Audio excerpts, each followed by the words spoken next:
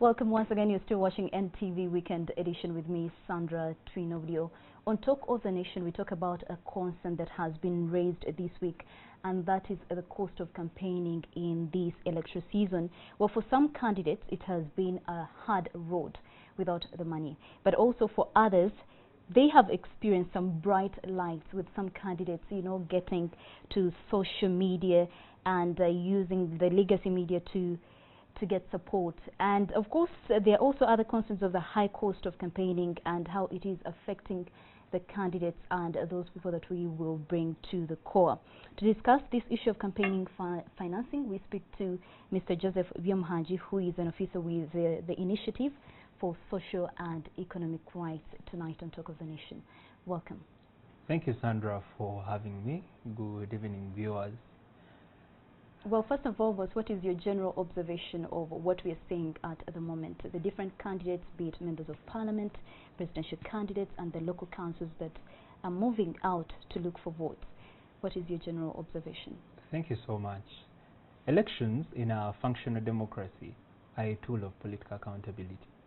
So in essence, the citizens then have an opportunity to interact with their leaders, for the incumbent, to find out, you made promises in the previous cycle. To what extent have you fulfilled your manifesto?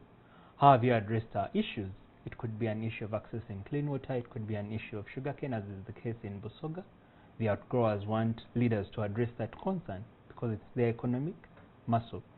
So in a functional democracy, the elections provide an opportunity for the citizens to hold their leaders accountable. But as it has been reported ever since the 1996 elections under this constitution, we have had a challenge of campaign financing. As the years go by, the campaign financing issue keeps manifesting because money required from even an LC1 up to the president keeps increasing as we keep going into the cycles. So in the 2021 election cycle, we are faced with this challenge. Interestingly, we haven't gotten prominence of the Member of Parliament elections campaign and also local government at the councillor LC5, LC3. So the attention of the nation is largely on the presidential elections.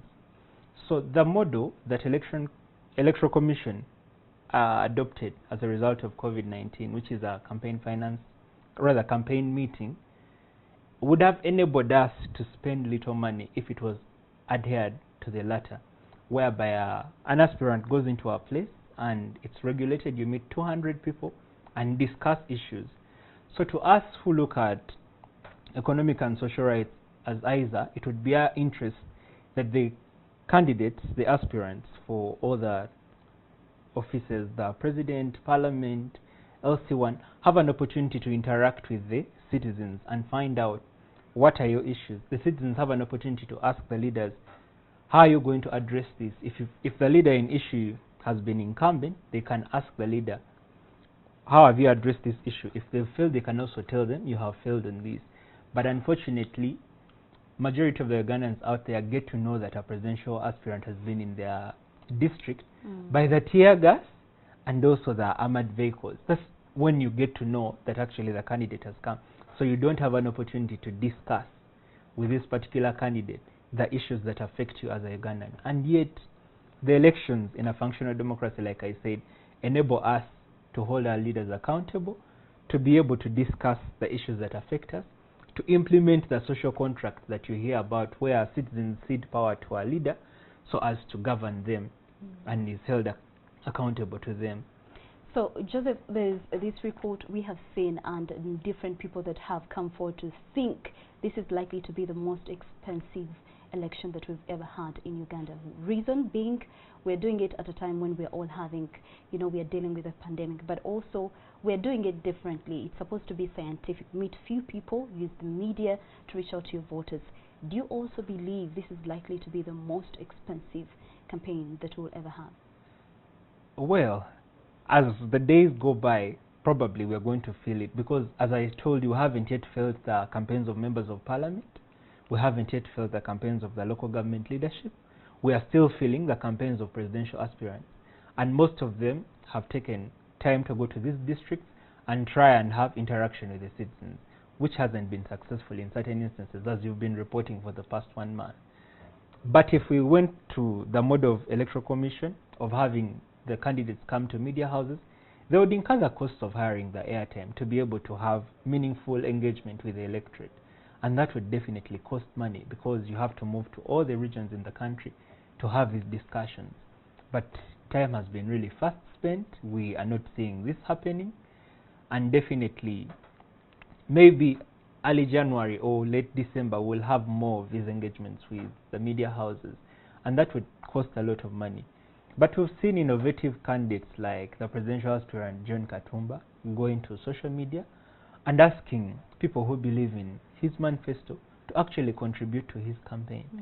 That's an innovative way of going about it, and it would also enable the leaders to be accountable. In case John Katumba makes it to State House, he would be a responsive leader, because he knows the money he has used in this campaigning process has been from the people who believe in his views.